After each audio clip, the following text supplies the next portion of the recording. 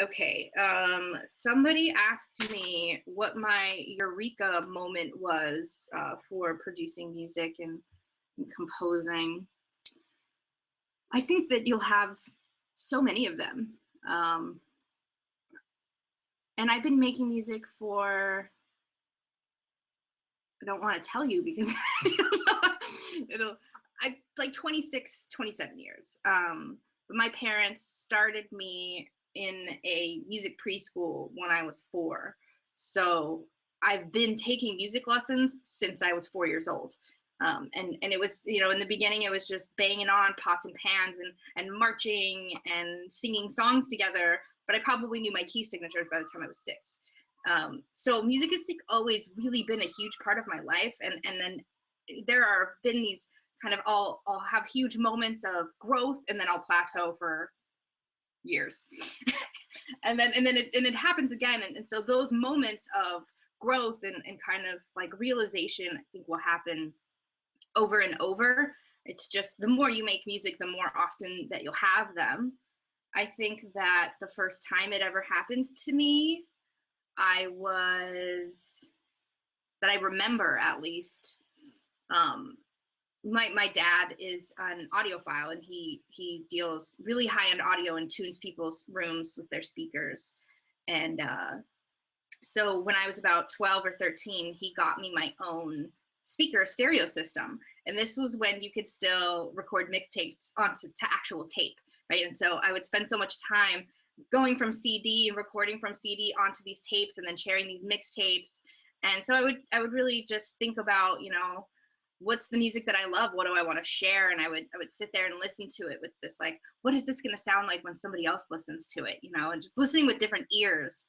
And I think that was the first time that I had a moment where my mind was kind of blown. I was listening to Stevie Wonder has a song called Superwoman, and it's got a ton of really intricate vocal harmonies, which are really contrapuntal to each other, and they themselves form this really lush harmonic element as well. So for me, I was like, melodies are harmonies, are rhythms, are concepts. That was the first time where I kind of connected all the dots as to the different balls that songwriters juggle or how music connects to itself.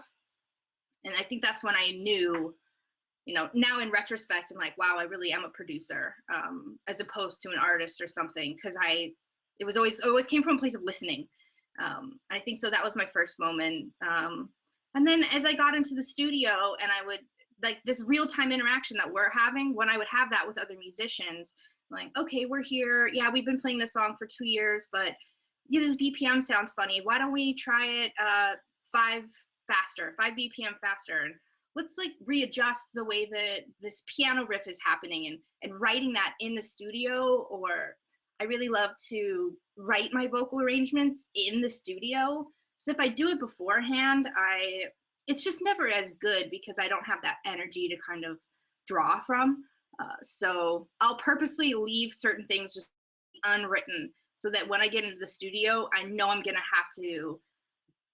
I'd have to perform, produce, write, all of that at the exact same time. Like, that kind of stuff makes me excited. So I have them when that happens.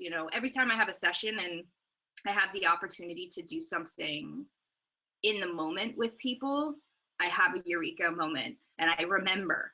And then I am, again, that little girl with the stereo system with 2 speakers sitting on either side of my head, lying down with my eyes closed, listening to Stevie Wonder. It's the same thing. It's just I plug back into actually what's happening with the music. And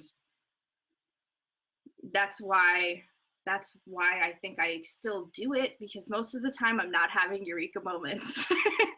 Most of the time I'm frustrated. I'm troubleshooting. I'm trying to listen to something that I can't hear, and so it all kind of just, it's a give and a take with that.